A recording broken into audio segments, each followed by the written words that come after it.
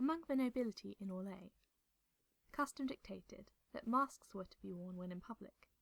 These delicately crafted works of art were painted to indicate the affluence of one's family. Some were anointed with tiny jewels laid out in tasteful patterns, while others were inlaid with silver and gold. Still others went over the top with their decorations of peacock feathers or glittering dragon scales. To have a more beautiful mask than one's rivals was seen as an advantage, and thus the empire's mask makers numbered among the most influential and sought after of its artisans. Servants wore a simpler version of the mask traditional to their master's or mistress's household, a clear message to any who saw them: I am owned, and you harm me at the risk of incurring the wrath of the one I serve. To wear a mask to which you were not entitled was extremely dangerous. A wise nobleman guarded his masks like he guarded his reputation. To be without a mask in Orlais, then, was a statement. It said that you were either a peasant, not even useful enough to be part of a noble house, or that you considered yourself above the game. To the elite, however, nobody was above the game. You were either a player or a pawn, nothing else. Justinian V, divine of the Chantry and the guest of honour at the evening's festivities, was not masked, nor were the flock of priests attending her. The priesthood wasn't above the game precisely, but an exception to it, and any nobleman was expected to maintain an unimpeachable veneer of respect when speaking to a priest, regardless of what they wore. Many priests engaged in the game even so, and some even claimed the divine was one of its best players. The priesthood simply played by different rules. Evangeline also wasn't wearing a mask. As a Templar, she technically fell under the same exemption as the priesthood. It was an exemption, however, that the nobility largely ignored. She was also the only one in the palace ballroom wearing armour and carrying a weapon. Her Templar plate had been polished to a shine, and she wore her finest red tunic, the one with the Chantry sunburst sewn in gold thread. She'd even put her black hair up in the sort of elegant braid used by the ladies of the court. Even so, it paled in comparison next to all the glittering gowns, the bouffant wigs, and their fancy combs and pearl strands, the resplendent jewellery twinkling in the firelight, and she knew it. Evangeline knew very well what the ladies of the court who looked her way were thinking, and she knew the sorts of things they were whispering to each other behind their delicate fans. Someone as pretty as she could have found a husband. The fact that she had joined a warrior order meant that she either came from a poor family or, far worse, was too uncouth to join the ranks of proper society. Neither of those things were true, but it didn't matter. She wasn't there to play the game. She was there to serve as the divine's honour guard, a visible reminder to those who might use the celebration as an excuse to cause trouble. Ostensibly, the ball was being thrown by the Empress, but her Imperial Majesty was nowhere in evidence. According to everything Evangeline had been told, she was instead at the Winter Palace in far-off Haram-Shiral, either enjoying her latest lover's attentions or dealing with a rebellion, depending on who you asked. Either way, it was clear the event had been arranged by palace bureaucrats. Not that any of the guests seemed to mind. To show up was to prove that you were worthy of an invitation, and that fact alone made it worthwhile. The ballroom was packed. The divine sat in an enormous, ornately carved wooden throne that had been brought in especially for the occasion. It was high up on a dais, providing a vantage point from which she could overlook the entire chamber. It also meant that anyone who approached her needed to do so from below. Orlesian nobles disliked being reminded of their subservience, even by someone who was unquestionably their superior. And so, once the long line of polite well-wishers earlier in the evening had ended, few chose to approach at all. Thus the guest of honour sat there in rigid silence, with only attendant priests keeping vigil at her side. She watched the throng of dancers whirl round the ballroom. Her expression kept neutral, so none could accuse her of boredom. if she felt uncomfortable in the voluminous red robe and glittering headdress. She made no indication of it. Evangeline thought the divine was the very picture of icy grace. Yet most of the comments she overheard were about the woman's age. Her predecessor had held office for almost 50 years, so long that the Empire had become accustomed to the idea of a doddering and ancient divine. Now things had changed, and some expressed the desire that Justinian V not live to get any older. In typical Orlesian fashion, they only did so quietly, of course, and with daggers hidden behind their backs. This was the Maker's chosen they were discussing after all. Evangeline found their eagerness to justify such sacrilege with petty sneers and barbs almost sickening. But such was the way in the Empire. The musicians, a large troop assembled high up in the ballroom's upper gallery, suddenly started a faster tune. Those on the floor below applauded their choice and began assembling themselves for the tourbillon. It was a lively dance that had become popular ever since a recent rumour claimed the Empress favoured it. The dancers lined up across from each other and assumed the posture d'or, right foot slightly in front with the weight evenly distributed. Then they began. A small kick in the air with the left foot, followed by a small hop with the right, alternating until on the 5th step they performed a small jump back into posture. Then it began again. All the kicking and hopping made for quite the spectacle. There was much drunken merriment on the ballroom floor, though some of the dancers clearly devoted themselves to the endeavour with practised grace. The crowd on the sidelines clapped loudly in admiration, and even the divine and her priest joined in. As the tempo of the music increased, the pace of the dancing became frenzied. Suddenly there was a cry of alarm. A young woman spilled on the ground, tearing her skirt and taking 3 others down with her. Worse, her mask flew off and landed on the floor with a great clatter. The music ground to a halt, as a murmur of interest mixed with amusement erupted. No one moved to help the young woman. She was left to scramble awkwardly to her feet, holding up the remains of her skirt as she chased after her mask. An imperious-looking woman in a towering wig of white curls, clearly her mother, ran out onto the floor to grab her arm and pull her off. The mother's face was hidden by her golden mask, but her every movement spoke of mortification rather than concern. An adept observer might have noticed that another young woman, in a brilliant yellow, had been the culprit responsible for the fall. They might also have noticed that as the musicians began a new, slower song, to recover from the interruption, she moved to intercept the gentleman across from whom the fallen girl had been dancing. Truth be told, Evangeline suspected everyone present knew exactly what she had done, and why. They would also quietly approve of her manoeuvre. The game was as merciless as it was contemptible. Evangeline kept her place in front of the divine's dais, scanning the crowd carefully. Her legs were sore from standing for so long, and the musky stench of sweat, covered by sweet perfume, was slowly becoming difficult to bear. Still, she had to be vigilant. The trouble with so many masks was that any of them could hide an assassin.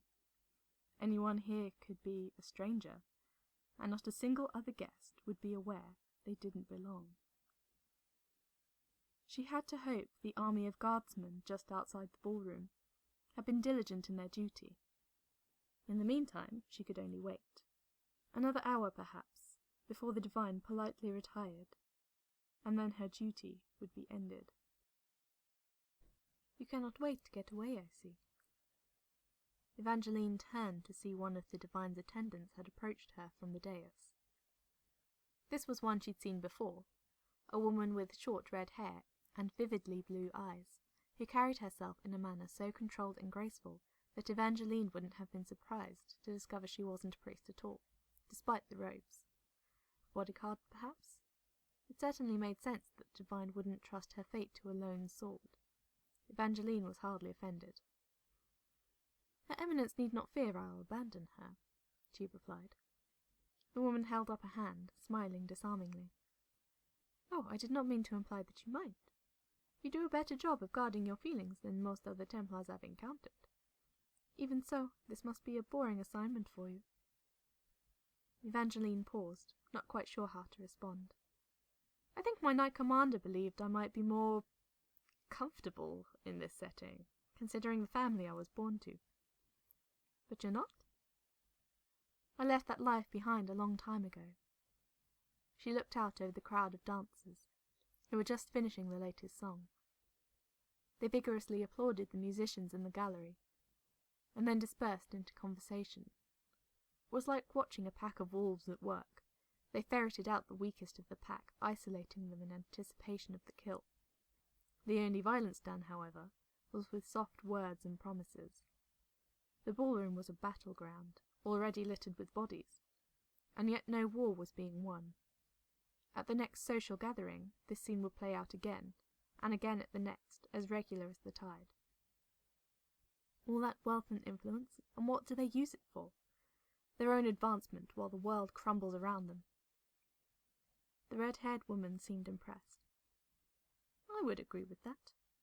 I know Her Eminence would as well. That makes 3 of us then. She laughed heartily, and extended her hand. Pardon my atrocious manners. My name is Leliana. Knight Captain Evangeline. Oh yes, I know. There was a great deal of discussion as to who would be guarding the divine tonight. Many of those in your order, of similar rank after all, have expressed certain attitudes which cause us great concern. There was a tone in the woman's voice which roused Evangeline's interest, as if there were far more to what she was saying than she was letting on. When Leliana strode a short distance away to a side table and poured a glass of wine, Evangeline followed. What do you mean? She asked. What sort of concern? You're aware of what happened in Kirkwall. Isn't everyone? Leliana gestured to the row of stately windows on the far side of the ballroom, through which the white spire was clearly visible. It was one of the few structures besides the palace itself which could be seen from anywhere in the capital city, and at night it was lit by magic, to make it appear a brilliant sliver of white cutting across the dark, the sword of the Maker, as the Templars liked to call themselves. The circle of Magi in Kirkwall rebelled and plunged the city into war, and we've been feeling the effects across Thedas ever since. The Templars now have 2 ways they can view it, either as a challenge to their authority, or as a lesson to be learned. And what does that have to do with me? I don't believe I've expressed an opinion one way or the other. Haven't you? Leliana sipped from her glass, studying Evangeline over it with amusement twinkling in her eyes. You say the nobility do nothing useful with their influence. Am I not to read from this that you feel the Templars are different? Again with a hidden meaning. Of course I do. We protect this world from the mages, and the mages from themselves. Not because they ask us to, or because the task is an easy one, but because it is the right thing to do. That sounds like an opinion to me. It is one I happen to share with the rest of my order. If only that was so. Leliana appeared sombre for a moment, but then shrugged. There are many who believe a war is inevitable, and that the Chantry has not done enough to support the efforts that the Templars have made to prevent it. They say we must begin picking sides. And you're saying I was chosen to guard the divine tonight, because you believed I've picked a side? I cannot say. That might be worth a discussion. Evangeline paused, taken aback. The red-haired woman continued to drink her wine, her innocent air making it appear as if they discussed nothing of importance. Across the ballroom, another Templar entered into view. This was a young man, one of the junior members of the order, and the sheen of sweat on his face said he'd come here quickly. He spotted Evangeline with a look of immense relief, and raced through the crowd towards her. Sir Evangeline, thank the Maker I found you. He stopped short as he drew near, belatedly realizing he'd interrupted the conversation. Leliana laughed lightly, not seeming the least bit offended. There's no need to worry, young sir. Though I hope you have good reason for bringing your sword. There is only supposed to be one, after all. She tilted her head towards the blade that hung on Evangeline's belt. The young Templar glanced down at his weapon, still in its sheath, and blushed with embarrassment. "I'm sorry, I didn't think—" "You have a purpose here," Evangeline reminded him. I do." Relieved, he took a folded parchment from his tunic and handed it to her. "I was sent by the Knight Commander. There's been another murder at the White Spire." "There has?" A chill ran down Evangeline's spine as she opened the parchment. It was a note summoning her back to the tower as soon as the divine retired for the evening. It also mentioned the Lord Seeker had taken a personal interest in this latest murder. Reading between the lines, it was clear the Knight Commander considered this an unwelcome development. "Tell him I will return as soon as I am able." The Templar nodded, but instead of leaving, he hesitated. He stared at Leliana, chewing his lip uncertainly, and she arched a curious eyebrow in response. "Sorry, madame, but I think I might have a message for you as well." "Oh, from the Templars?" "No, there was a servant outside looking for you. A red-headed priest with a divine, he said. I was told there's an old friend asking to see you." "An old friend?" She appeared intrigued. "Did this servant say which one?" "No, madame. He said this person came from Ferelden, if that helps." "It does." She turned to Evangeline and curtsied. "It seems our conversation will have to continue another time, good sir. Make I watch over you until then." "And you." Evangeline watched the woman leave with the young Templar, and found her curiosity piqued even more than before. It was said the divine kept agents at her side, and that some of them were bards, master manipulators of the game, sometimes spies, and even assassins. If this woman was one, then their conversation had been a very dangerous one. Evangeline casually glanced around the ballroom, wondering how many people had witnessed the discussion and remarked on it. Would word get back to the Knight Commander? This was a difficult time for the Templars. The rebellion in Kirkwall had sparked unrest in every circle across Thedas, and the resulting crackdown had made things very tense. Everyone was jumping at the shadows, with conspiracies seen in every corner. The White Spire was no exception. Thankfully, no one appeared to be paying her any attention. The divine was an ornament to these proceedings, as far as the Elysian nobility was concerned, and Evangeline was a bodyguard to be paid no heed. She let out a slow breath and returned to her post in front of the dais. What she should be concerned about were the murders. Her investigation had gotten nowhere, and in the current climate, that was an unforgivable failure. With any luck, there would be more evidence this time. The ball was slowly winding down, the musicians already making their final bows and putting away their instruments. Some of the men were retiring to the palace's evening room, which was a very polite way of saying they were going to drink heavily and smoke coal pipes, and otherwise engage in activities their wives wouldn't approve of. Conveniently, this left the women free to complain about their absent husbands and indulge in some matchmaking. Others were already making apologies.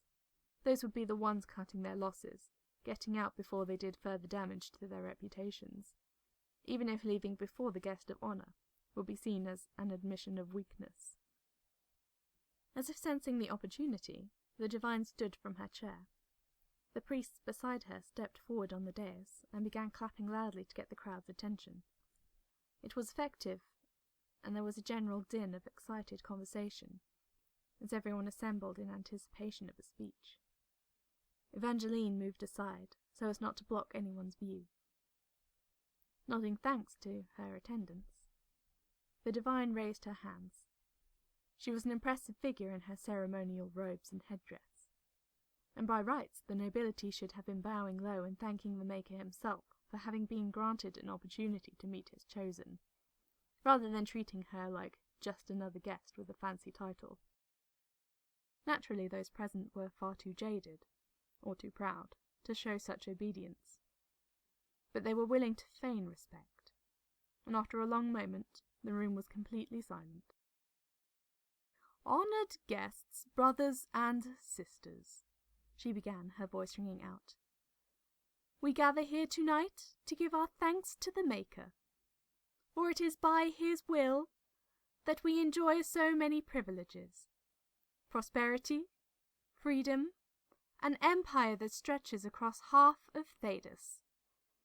It is in this city that the Chant of Light first began its journey to the four corners of the world, and so it is fitting to consider our role as the Maker's favoured children." The divine paused, and with an enigmatic smile she descended from the dais. Evangeline almost choked in surprise, and the barely concealed alarm on the faces of the priests, still on the dais, told her this was very much unexpected. In fact, it was unheard of. Marvelling whispers spread through the ballroom as Her Eminence approached those closest. Some backed away uncertainly, while others had the good grace to curtsy or kneel. The leaders of the chantry had always been aloof figures, rarely coming out of the grand cathedral, except for state occasions. That this one agreed to come to a ball, even at the Empress's request, had been something of a surprise.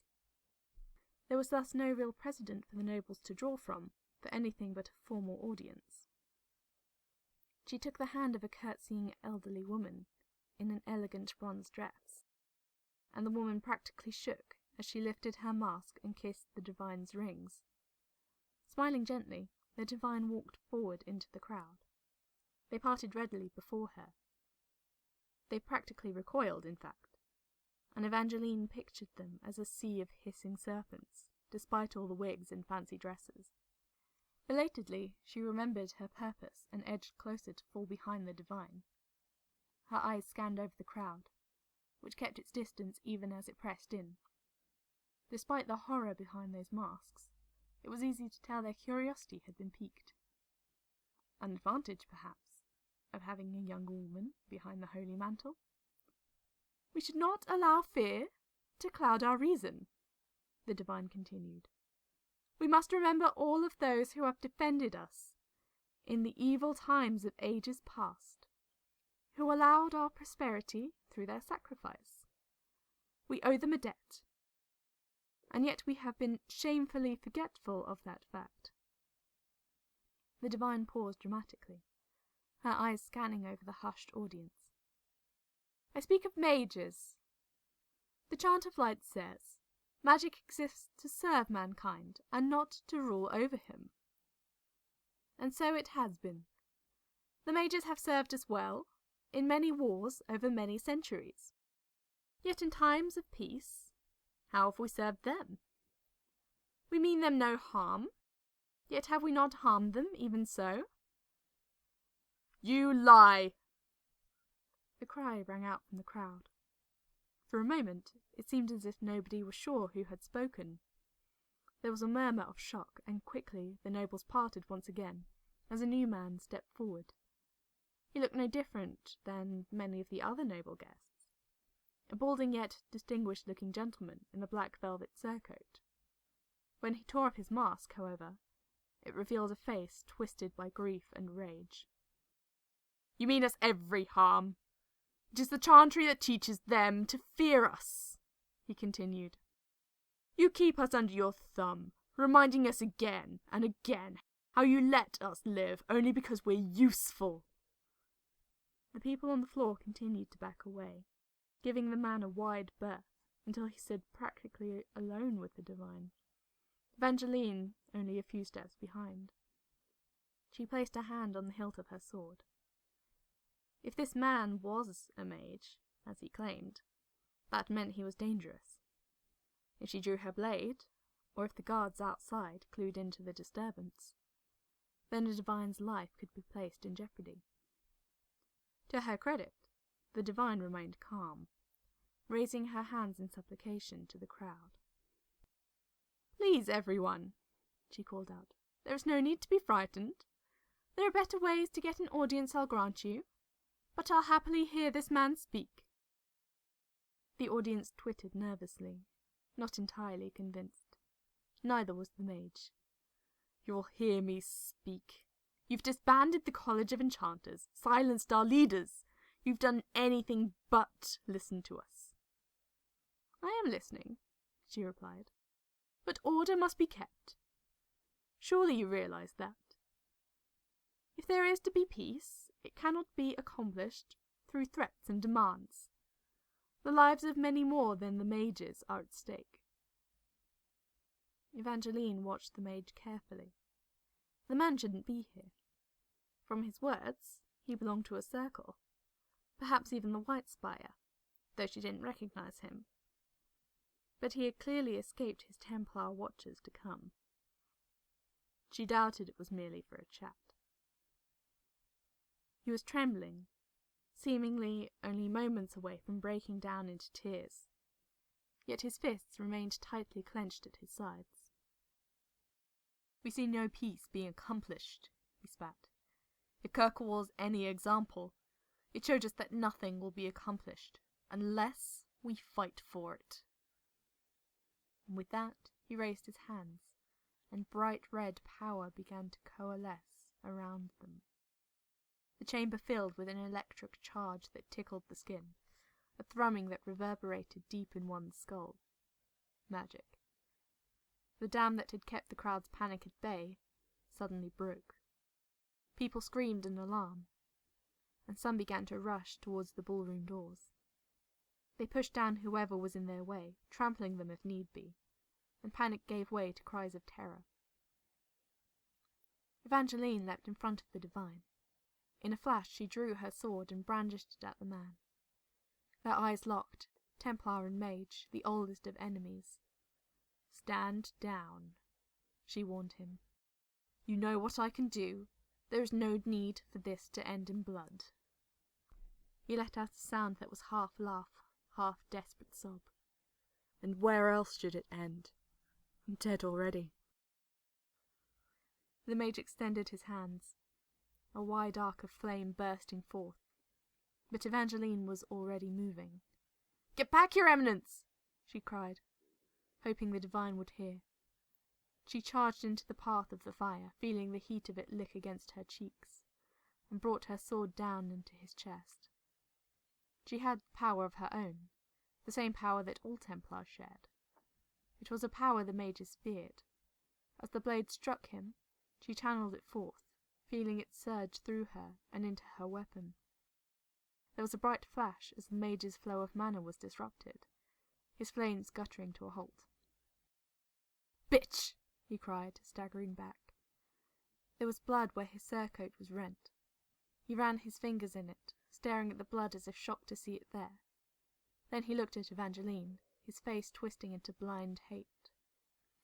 She rushed at the mage, realizing what he was about to do, but it was too late. The blood on his hands sizzled and evaporated as he drew mana directly from it. The blood on his chest smoked, and his eyes burned with a dark and evil power. Evangeline felt the wave of force hitting her before she reached him. She attempted to raise her aura of protection, but the magic shattered it as if it were thin glass. It knocked the breath out of her, and she felt herself flying back through the air. She crashed to the marble floor, tumbling end over end as she slid. Her head hit something hard. She lay there, the world spinning dizzily around her as she tried to push herself up. Her arms didn't seem to want to cooperate. The screams in the ballroom were deafening, seeming to come from everywhere at once. She could also hear the shouts of the guards trying to get inside, but there were too many nobles trying to push past them. Somewhere behind her, the priests were shouting, begging the divine to run. Evangeline felt a blast of heat before the flame struck her. She only barely managed to summon her aura again. This time it held. Even so, it buckled under the assault, and the pain as the flames seared her skin was agonizing.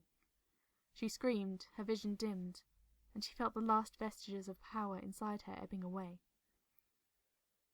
It might have been a moment or an hour later when Evangeline reopened her eyes. She wasn't sure.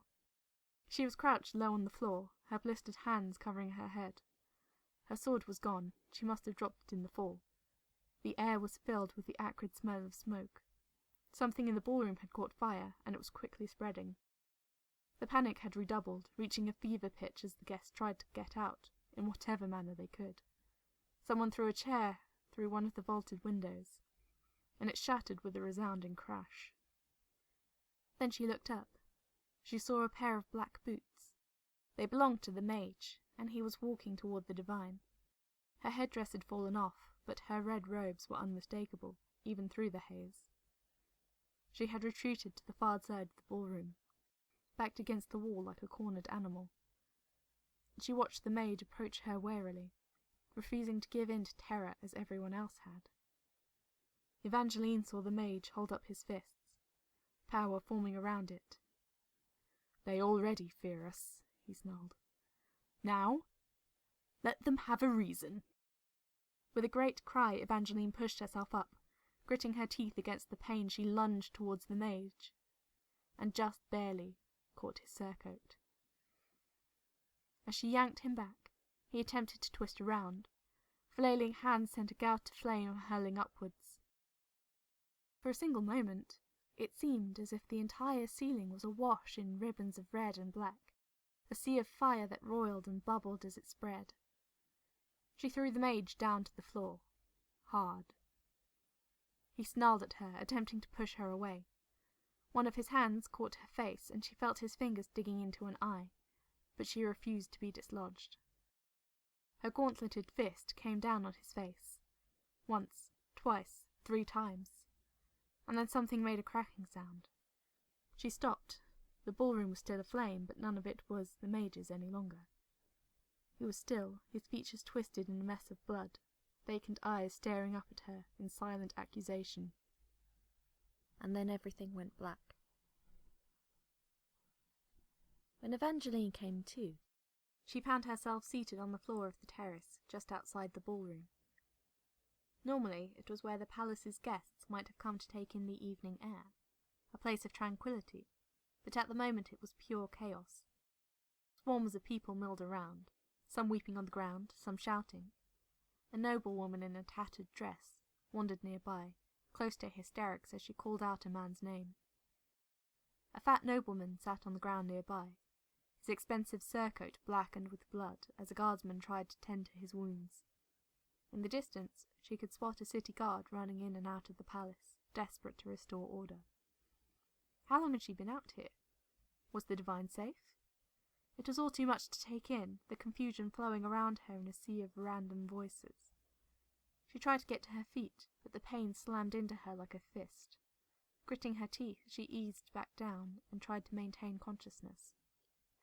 Smoke billowed out from the palace windows, and only now the fire brigade arrived with buckets in hand.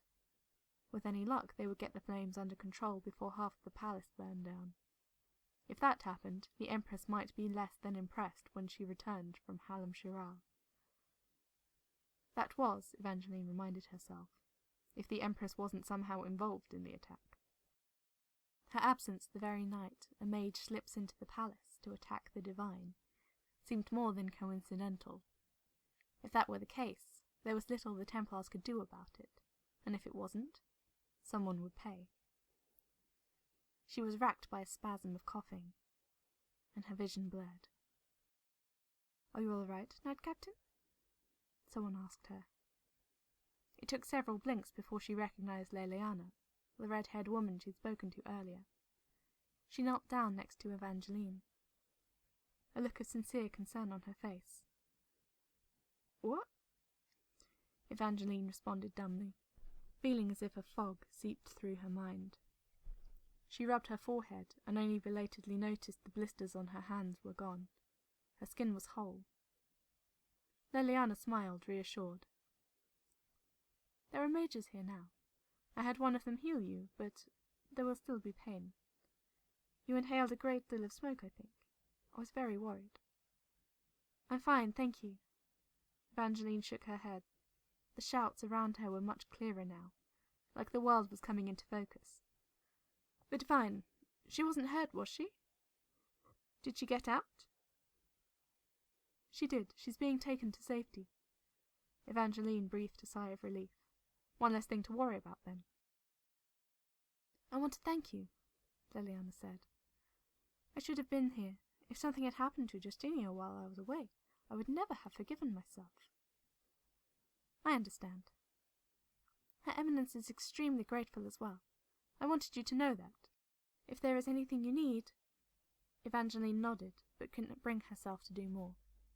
Satisfied, Leliana squeezed her shoulder and then left. Already more Templars were arriving. Order was being restored. Taking a deep breath, she got to her feet and straightened her armor. Despite the healing magic, it still felt as if her bones were covered in bruises and her lungs filled with soot. Magic can't do everything, she reminded herself.